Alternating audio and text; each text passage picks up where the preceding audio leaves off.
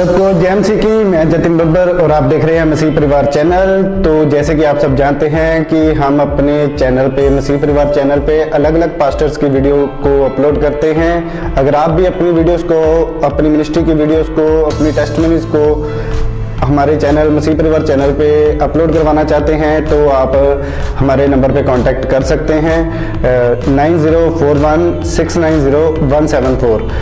तो अगर आपको हमारा चैनल अच्छा लगता है, अलग अलग पास्टर्स की वीडियो देखना अच्छा लगता है, ब्लेसिंग अगर आपको चाहिए तो आप हमारे चैनल को सब्सक्राइब कीजिए, लाइक कीजिए और वीडियो को ज़्यादा से ज़्यादा शेयर कीजिए।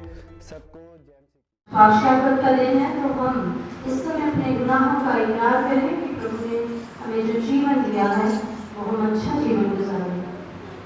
आइए थोड़ी देर के लिए अपने जीवन पर हम झांकें कि हमारे जीवन में इस समय क्या चल रहा है।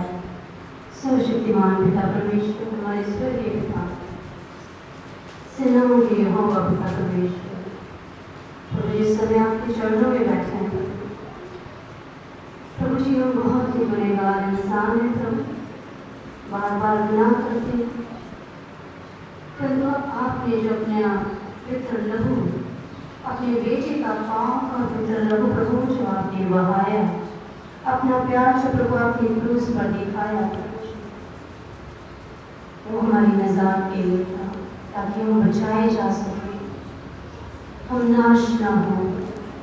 प्रभु जी, पहले आपने हमसे प्यार किया और प्रभु आप ही ने ये बख्शा कि हम आपके बेटे के द्वारा, प्रभु यीशु मसीह के द्वारा अनंत जीवन पाने वाले हो सके।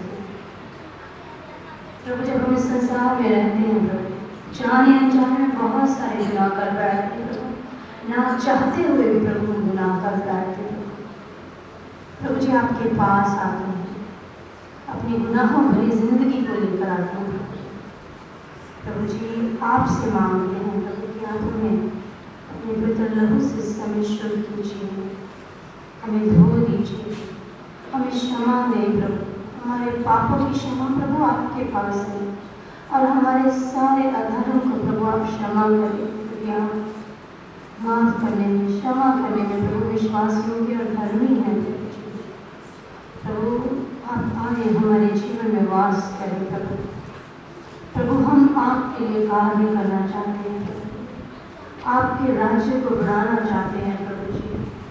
प्रभु आप हमारे जीवन में जब कार्य करेंगे प्रभु तो हम अपनी नहीं प्रभु आपकी इच्छा को पूरी करने वाले हो जाएंगे। प्रभु जी धन्यवाद करते प्रभु तमाम अच्छी चीज़ों के लिए जो आपने हमें दी है प्रभु, हर तरह की रक्षा के लिए, हर तरह के प्रभु जी आपने हर तरह से हमें संभाला है प्रभु, दुखों में, परेशानियों में, तूफानों में प्रभु आप हमें खींच के ले आए हैं प्रभु। आपका धन्यवाद हो प्रभु। आपने हमें गुलामी में नहीं रहने दिया प्रभु, अंधकार में नहीं रहने दिया प्रभु। आप हमें चाहते हैं कि हम स्वतंत्र हों, उस सत्य का आत्मा प्रभु हमें दें ताकि हम प्रभु आपको जान सकें। हे मेरे प्रभु यीशु, आपके मार्ग है, आपके जीवन है और आपकी सच्चाई है प्रभु। होने दे प्रभु कि आज से प्रभु, अभी से प्रभु हम आपको ग्रहण करने वाले हो सके और प्रभु जी हमारे मन आपकी मंजिल हो जाएगा प्रभु। आप उसमें वास करें, आपका वचन हमारे भीतर वास करेगा। हमारा बोलना, चलना, फिरना, उठना, बैठना प्रभु सब आपकी इच्छा के अनुसार हो जाएगा प्रभु जी। इस समय प्रभु अपने आप को खाली करते हैं प्रभु, अपने आप को तैयार करते हैं प्रभु आपको ग्रहण करने के लिए। प्रभु जी आप हमारे अपराधों की तरफ प्रभु मत देखना प्रभु, हमारे मन की ओर देखना। हमारा मन उस समय प्रभु आपकी ओर है प्रभु, आपको चाहता है प्रभु, आपकी नज़दीकी को चाहता है प्रभु। प्रभु जी जैसे आपसे हमें भी सेव कीजिए, जैसे आप पवित्र हैं प्रभु हमें भी पवित्र कीजिए प्रभु। इस प्रार्थना को मैं प्रभु यीशु मसीह के नाम से मांगती हूँ, आमीन। इस समय हम बाइबल का अगला पाठ पढ़ेंगे, पहला यूहन्ना उसका 1 अध्याय 1 आयत से लेकर 7 आयत तक। पहला यूहन्ना उसका 1 अध्याय 1 आयत से लेकर 7 आयत तक। आप जैसे कोई भी इसे पढ़ने में अगुवाई करें। पहला यूहन्ना उसका 1 अध्याय 1 आयत से लेकर 7 आयत तक। ਅਸੀਂ ਪਰਮੇਸ਼ਵਰ ਦੇ ਵਚਨ ਚ ਪੜਾਂਗੇ यूहन्ना पहला यूहन्ना 1 ਕਹਿ ਤੋਂ ਲੈ ਕੇ 7 ਤੱਕ। ਜੋ ਆਤਮ ਸੀ ਜਿਹਨੂੰ ਅਸਾਂ ਸੁਣਿਆ ਹੈ, ਜਿਹਨੂੰ ਅਸਾਂ ਆਪਣੀਆਂ ਅੱਖੀਂ ਵੇਖਿਆ ਹੈ, ਜਿਹਨੂੰ ਅਸਾਂ ਤੱਕਿਆ ਅਤੇ ਆਪਣੇ ਹੱਥੀਂ ਟੋਇਆ, ਉਸ ਜੀਵਨ ਦੇ ਵਚਨ ਦੇ ਵਿੱਚ ਉਹ ਜੀਵਨ ਪ੍ਰਗਟ ਹੋਇਆ ਅਤੇ ਅਸਾਂ ਵੇਖਿਆ ਅਤੇ ਸਾਖੀ ਦਿੰਦੇ ਹਾਂ ਅਤੇ ਉਸ ਜੀਵਨ ਦਾ ਸੋਗ, ਉਸ ਸੰਦੀਪਕ ਜੀਵਨ ਦਾ ਸਮਾਚਾਰ ਤੁਹਾਨੂੰ ਸੁਣਾਉਂਦੇ ਹਾਂ, ਜਿਹੜਾ ਪਿਤਾ ਦੇ ਸੰਗ ਸੀ ਅਤੇ ਸਾਡੇ ਉੱਤੇ ਪ੍ਰਗਟ ਹੋਇਆ। ਹਾਂ, ਜਿਹਨੂੰ ਅਸਾਂ ਵੇਖਿਆ ਅਤੇ ਸੁਣਿਆ ਹੈ, ਉਹਦਾ ਸਮਾਚਾਰ ਤੁਹਾਨੂੰ ਵੀ ਸੁਣਾਉਂਦੇ ਹਾਂ। ਭਾਈ ਤੁਹਾਡੀ ਵੀ ਸਾਡੇ ਨਾਲ ਸੰਗਤ ਹੋਵੇ ਅਤੇ ਸਾਡੀ ਜਿਹੜੀ ਸੰਗਤ ਹੈ ਉਹ ਪਿਤਾ ਦੇ ਨਾਲ ਅਤੇ ਉਹਦੇ ਪੁੱਤਰ ਯਿਸੂ ਮਸੀਹ ਦੇ ਨਾਲ ਹੈ। ਅਤੇ ਇਹ ਗੱਲਾਂ ਅਸੀਂ ਇਸ ਲਈ ਆਖਦੇ ਹਾਂ ਭਾਈ ਸਾਡਾ ਆਨੰਦ ਪੂਰਾ ਹੋਵੇ। ਅਤੇ ਉਹ ਸਮਾਚਾਰ ਜਿਹੜਾ ਅਸਾਂ ਉਹਦੇ ਕੋਲ ਸੁਣਿਆ ਅਤੇ ਤੁਹਾਨੂੰ ਸੁਣਾਉਂਦੇ ਹਾਂ, ਸੋ ਇਹ ਹੈ ਜੋ ਪਰਮੇਸ਼ਵਰ ਚਾਨਣ ਹੈ ਅਤੇ ਹਨੇਰਾ ਉਸਦੇ ਵਿੱਚੋਂ ਡੂੰਘਾ ਨਹੀਂ। ਜੇ ਅਸੀਂ ਆਖੀਏ ਭਾਈ ਸਾਡੀ ਉਹਦੇ ਨਾਲ ਸੰਗਤ ਹੈ ਅਤੇ ਚੱਲੀਏ ਹਨੇਰੇ ਵਿੱਚ, ਤਾਂ ਅਸੀਂ ਝੂਠ ਮਾਰਦੇ ਹਾਂ ਅਤੇ ਸੱਚ ਉੱਤੇ ਨਹੀਂ ਚੱਲਦੇ। ਪਰ ਜੇ ਅਸੀਂ ਚਾਨਣ ਵਿੱਚ ਚੱਲੀਏ ਜਿਵੇਂ ਉਹ ਚਾਨਣ ਵਿੱਚ ਹੈ, ਤਾਂ ਸਾਡੀ ਆਪੋ ਵਿੱਚ ਸੰਗਤ ਹੈ ਅਤੇ ਉਹਦੇ ਪੁੱਤਰ ਯਿਸੂ ਦਾ ਲਹੂ ਸਾਨੂੰ ਸਾਰੇ ਪਾਪਾਂ ਤੋਂ ਸ਼ੁੱਧ ਕਰਦਾ ਹੈ। ਇਹ ਪਰਮੇਸ਼ਵਰ ਦਾ ਪਵਿੱਤਰ ਵਚਨ ਪੜ੍ਹਿਆ ਸੁਣੇ ਜਾਂਦੇ ਆਸ਼ੀਸ਼ ਹੋਵੇ। आमीन। यूहन्ना रचित सुसमाचार उसका 20 अध्याय, यूहन्ना रचित सुसमाचार उसका 20 अध्याय 19 आयत से लेकर 31 आयत तक। यूहन्ना रचित सुसमाचार उसका 20 अध्याय 19 आयत से लेकर 31 आयत तक। हम सब मिलकर कहेंगे, ऐ यीशु मसीह तेरा चलान हो। यहाँ पर इस प्रकार लिखा है, उस दिन जो सप्ताह का पहला दिन था, संध्या के समय जब वहाँ के द्वार जहाँ चेले थे यहूदियों के डर के मारे बंद थे, तब यीशु आया और उनके बीच में खड़ा होकर उनसे कहा, तुम्हें शांति मिले। और ये कहकर उसने अपना हाथ और अपना पंजर उनको दिखाया। तब चेले प्रभु को देखकर आनंदित हुए। यीशु ने फिर उनसे कहा, तुम्हें शांति मिले। जैसे पिता ने मुझे भेजा है, वैसे ही मैं भी तुम्हें भेजता हूँ।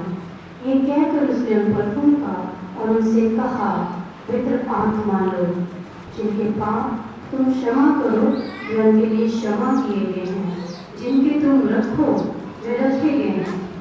परंतु 12 में से एक अर्थात थोमा, जो दिदुमस कहलाता है, जब यीशु आया तो उनके साथ न था।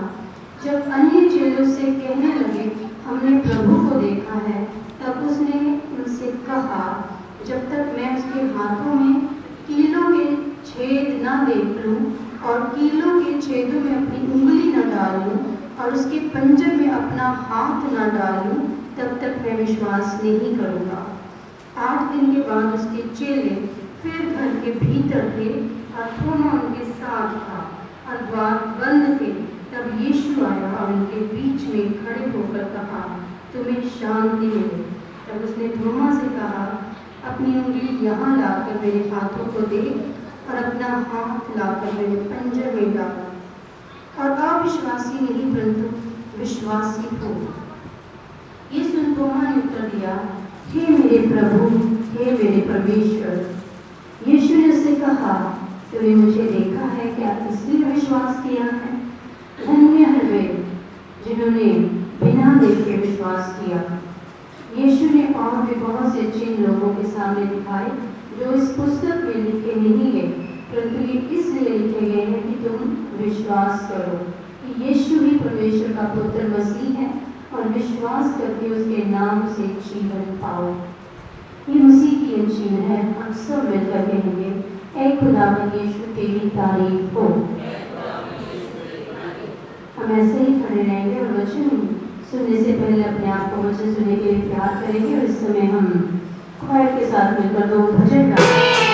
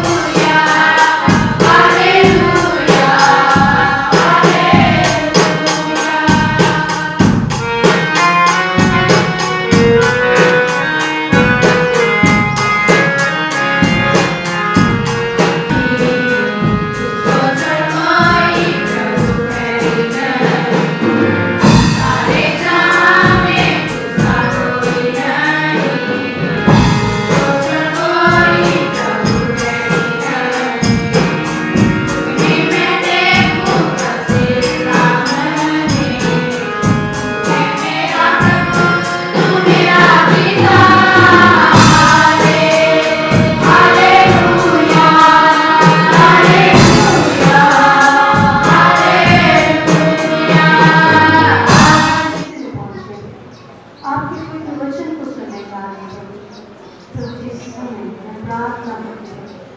इस समय आपका पवित्र आत्मा यहाँ पे मंडलाए प्रभु, इस भवन को घेर ले और इस समय प्रभु आप मेरे कानों को खोलिए प्रभु। एक क्षण के लिए मैं प्रार्थना करते इस समय प्रभु एक क्षण को प्रभु इस समय अपनी बुद्धि दीजिए, ध्यान दीजिए प्रभु, ताकि आपके वचन को, पवित्र वचन को समझने वाले को सके प्रभु। आप इनकी बुद्धि को खोलिए, कानों को खोलिए प्रभु, और होने दे प्रभु कि तमाम बोझ परेशानियाँ प्रभु जिनके जीवन में अगर हैं तो वो प्रभु इस समय वो सारे बोझ परेशानियाँ यीशु के नाम से एक तरफ हो जाए, उनके जीवन से दूर हो जाए प्रभु। इस समय मैं अपने आप के लिए प्रार्थना करती हूँ, आपका पवित्र आत्मा इस समय मुझे छुए प्रभु, मेरी जुबान को प्रभु आप व्यक्त करें, मुझे अपने पवित्र आत्मा की अगुवाई से प्रभु अपना वचन दे इस समय, ताकि आपके पवित्र वचन को प्रभु आपके बच्चों के साथ बांध सकूँ प्रभु। मुझे सिर से लेकर पाँव तक छू लीजिए प्रभु, ताकि मैं अपनी पवित्र वाणी को प्रभु आपके बच्चों तक बांध सकूँ। फिर इस समय में प्रभु आप हमारे साथ बने रहेंगे, हर तरह की वचन चुराने वाली आत्मा को यीशु मसीह के नाम से समय डांट देती हूँ प्रभु।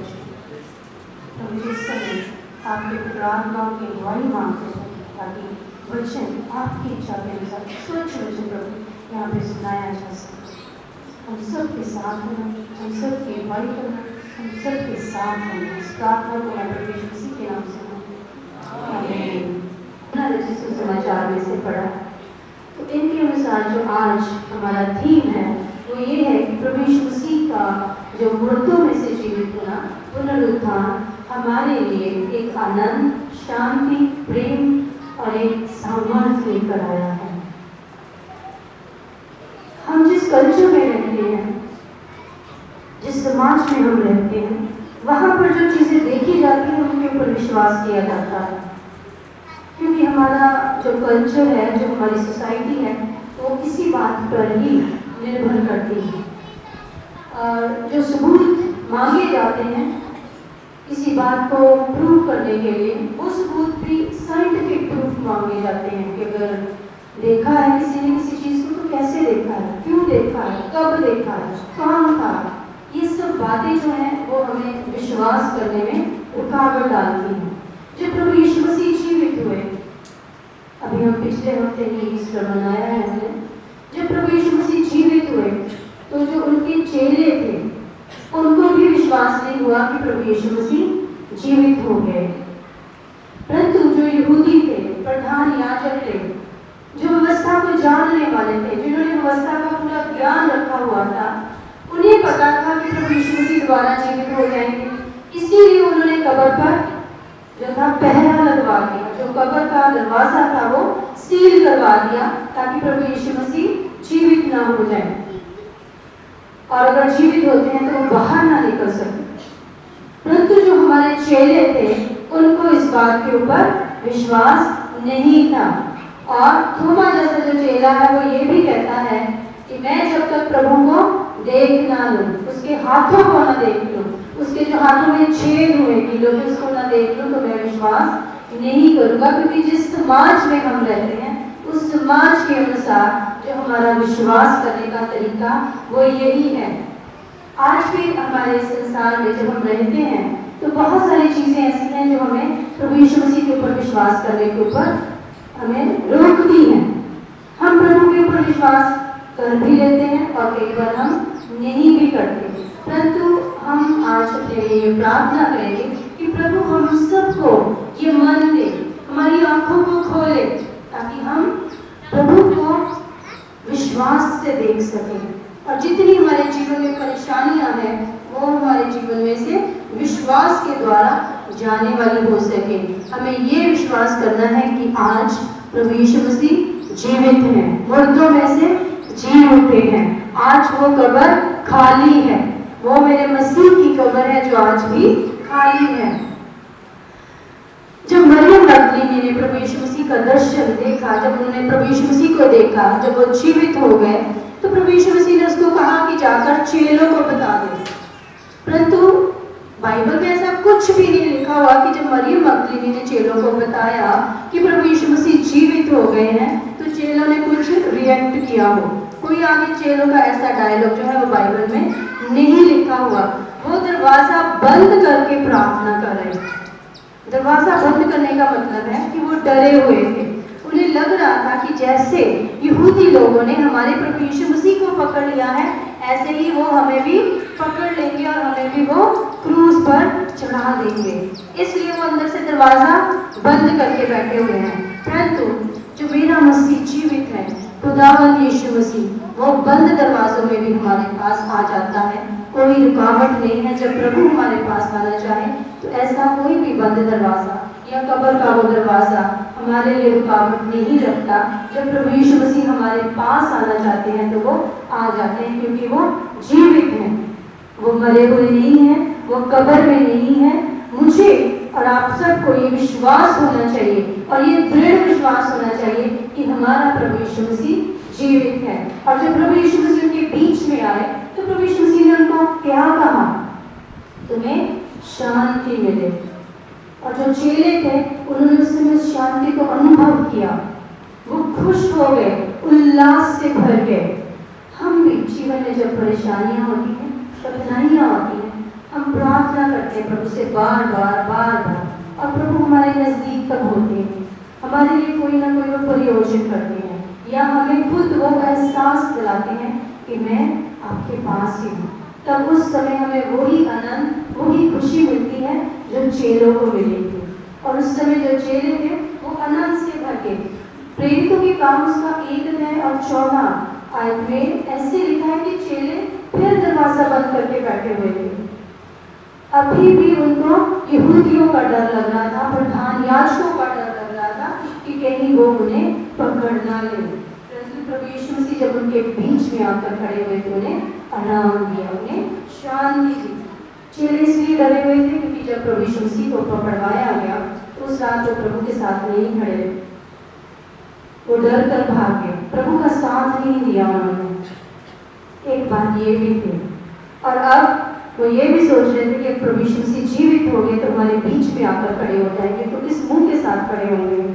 क्योंकि प्रभु यीशु मसीह के साथ चलते हैं। जितनी सेवकाई प्रभु यीशु मसीह ने की, चेले उनके साथ रहे। जब लाजर को जिंदा किया प्रभु यीशु मसीह ने, चेले उस समय भी साथ। जब प्रभु यीशु मसीह ने उनको ये शिक्षा दी थी कि मैं 3 दिन के बाद जीवित हो जाऊंगा, तब भी चेलों ने ये बातें सुनी थी।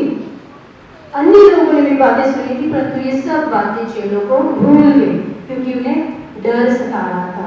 जब भी हमें डर सताता है तो हमारी आंखों के आगे तो दीवार आ जाती है, डर की दीवार। हम प्रभु को देख ही नहीं पाते कि उस डर की जो दीवार है वो हमारी आंखों को अंधा कर देती है। परंतु जब प्रभु यीशु मसीह उनके बीच में आए तो वो जो डर था वो खत्म हो गया। इम्माउस के रास्ते पर जब चेले जा रहे थे, 2 जन थे, एक चेला और एक उसके साथ और व्यक्ति था। प्रभु यीशु मसीह उनके साथ चलते रहे, उनके साथ बातें करते रहे, उनको समझाते रहे, परंतु उन्हें फिर भी नहीं पता चला कि हमारे साथ कौन चल रहा है? प्रभु यीशु मसीह। क्योंकि एक डर था जो उनको घेरे हुए था।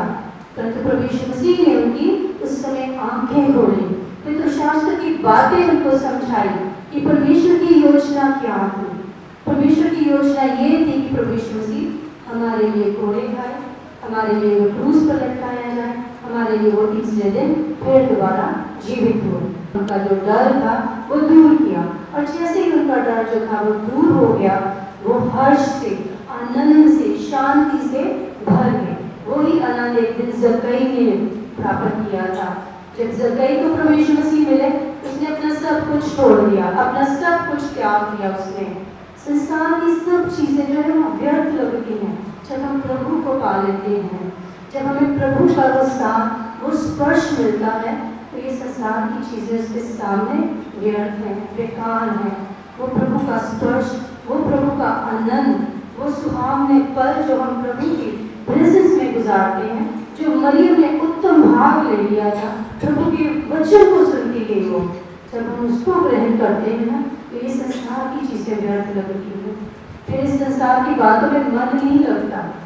जैसा कही था, उसने पहले वो कितना मन से प्यार करता था, परंतु जैसे उसने प्रभु को पाया, उसने अपना सब कुछ दे दिया। वो प्रभु से कहता है मैं सब कुछ कंगालों को दे दूंगा, जितना भी किसी का लिया उसका 2 गुना 4 गुना करके दे दूंगा। और जब मरियम थी वो प्रभु के पास बैठे हैं। उत्तम वचन जो प्रभु के मुख में से निकल रहा था, वो एक उसका वचन भी भूलना नहीं चाहते थे, क्योंकि उसमें सुकून मिलता है, उसमें आराम मिलता है, उसमें शांति मिलती है, एक कंफर्ट हमें मिलता है जो इस संसार की किसी चीज से हमें नहीं मिलता।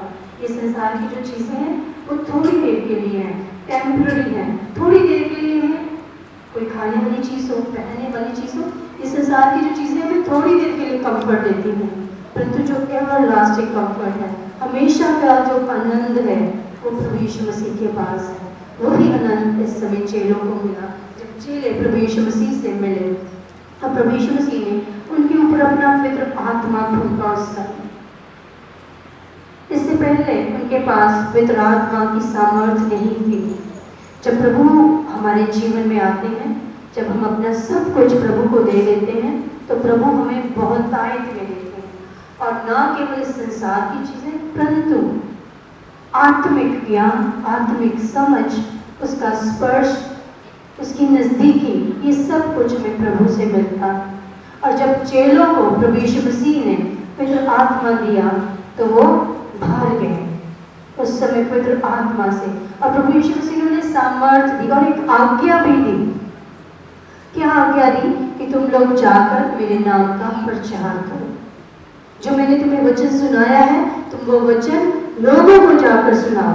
और मत्ती 28 उसकी 18 आयत में लिखा है कि पृथ्वी और स्वर्ग का सारा अधिकार मुझे दिया गया है, इसलिए तुम जाओ और जातियों जातियों के जो लोग हैं उनको अपने चेले बनाओ, और उन्हें पिता, पुत्र और पवित्र आत्मा के नाम से बपतिस्मा दो। और जो बातें मैंने तुम्हें बताई हैं, सिखाई हैं, उन्हें भी बताओ, ताकि वो भी वो बातें मानना सीखें, और मैं सदा तुम्हारे संग रहूंगा। ये है परमेश्वर का जो मिशन, जो आज्ञा, जो हमें इस संसार में प्रभु ने देकर भेजा है। यही आज्ञा चेलों के लिए भी दी, और यही आज्ञा मेरे और आपके लिए है। प्रभु ने ये नहीं कहा कि तुम अपने नाम से चेले बनाओ, परंतु ये कहा है कि उन्हें मेरे चेले बनाओ, ताकि वो मसीह को जाने, प्रभु यीशु मसीह को जाने, और जो आनंद, शांति उसके पास है, वो शांति हम सब, और जिन लोगों के पास प्रभु का नाम नहीं पहुंचा, वो सब वो प्राप्त करने वाले हो सके। बाइबल में क्या लिखा है? प्रभु यीशु मसीह ने क्या कहा है कि तुम उन्हें पिता, पुत्र और पवित्र आत्मा के नाम से बपतिस्मा दो, ताकि सब मसीह को जाने, ताकि सब लोग मसीह को अंगीकार करें, ग्रहण करें, और परमेश्वर का जो राज्य है वो बढ़े। हम रोज प्रार्थना करते हैं, हमारे स्वर्गीय पिता, तेरा राज्य आए। राज्य आएगा, कैसे राज्य आएगा? हम उसे बढ़ाने की कोशिश करें, क्योंकि ये हमारे लिए भी आज्ञा है, सिर्फ चेलों के लिए ये आज्ञा नहीं थी। और जब प्रभु यीशु मसीह हमें भेजते हैं, तब वो पूरा हमें इक्विप करके, हमें पूरी अथॉरिटी के साथ भेजते हैं। ऐसे हमें खाली बर्तन, जब हम अपने आप को बोलते हैं कि हम तो खाली बर्तन हैं, हमारे अंदर कुछ नहीं है, हम तुच्छ हैं, परंतु जब हमें प्रभु यीशु मसीह अपने काम के लिए भेजते हैं, तो हमें वो पूरा फुल्ली लोड कर देते हैं अपनी सामर्थ्य के साथ। प्रभु यीशु मसीह यहाँ चेलों को क्या कहते हैं कि जिनके पाप तुम क्षमा करोगे वो क्षमा हो जाएंगे, जिनके तुम रखोगे वो रखे जाएंगे। और आगे भी प्रभु यीशु मसीह ने ये कहा था कि तुम जाकर जब हाथ रखोगे, उनके लिए प्रार्थना करोगे, तो जो रोगी है वो चंगे हो जाएंगे, जो दुष्ट आत्मा से ग्रसित है वो आजाद होंगे। ये सब अधिकार देकर प्रभु यीशु मसीह ने अपने चेलों को भेजा था। आज ये सब अधिकार मेरे और आपके लिए भी है। हमें भी प्रभु का कार्य करना है। ये आज्ञा केवल उनके लिए नहीं थी, मेरे और आपके लिए भी है। हमने बहुत समय जो है अपना व्यर्थ कर दिया है, बहुत समय हमने व्यर्थ में चलाया है, परंतु अब समय है कि हम अपने आप को उठाएं, अपने आप को प्रभु के कार्य के लिए तैयार करें, ताकि जो शिक्षा उसने हमें दी है कि तुम जाति जाति के लोगों को जाकर प्रभु का वचन सुनाओ, प्रभु यीशु मसीह के बारे में बताओ, उनकी आज्ञाओं के बारे में बताओ, उसके राज्य के बारे में बताओ, ताकि वो भी प्रभु को ग्रहण कर सके और जो अनंत जीवन है वो पा सके। हमें बताया गया है, हमारी आंखें खुल चुकी हैं, अब हमारी बारी है कि हम दूसरों की आंखें प्रभु के वचन के लिए, पवित्र शास्त्र की बातों के लिए खोल सकें। जो थोमा था, केवल थोमा ही नहीं, जो चेले थे उनमें और भी बहुत सारे लोग ऐसे होंगे जो अविश्वासी थे। क्या हम थोमा को कई बार जब बाइबल पढ़ते हैं तो हमें लगता है कि थोमा कैसा अविश्वासी था जिसने विश्वास ही नहीं किया कि प्रभु यीशु मसीह जीवित हो गए। आज हमारे बीच में भी यहाँ पर भी बहुत सारे लोग ऐसे बैठे हैं जब हमें परेशानियाँ घेर लेती हैं या हम बहुत प्रार्थना करते हैं, प्रार्थना का जवाब नहीं मिलता तो हम सोचते हैं कि शायद प्रभु यीशु मसीह हमें हमारी बात नहीं सुन रहे। फिर हम प्रभु के आगे शर्तें रखना शुरू कर देते हैं कि प्रभु आप पहले मेरे लिए ऐसा करें फिर मैं ऐसा करूँगा। तो वचन क्या कहता है कि पहले हम धन्यवाद के साथ उसके सम्मुख आए, पहले हम अपना कार्य करें, प्रभु तो अपना कार्य करेंगे ही करेंगे। जब हम प्रभु की तरफ एक कदम बढ़ाते हैं तो प्रभु हमारी तरफ 10 से भी ज़्यादा कदम बढ़ाते हैं।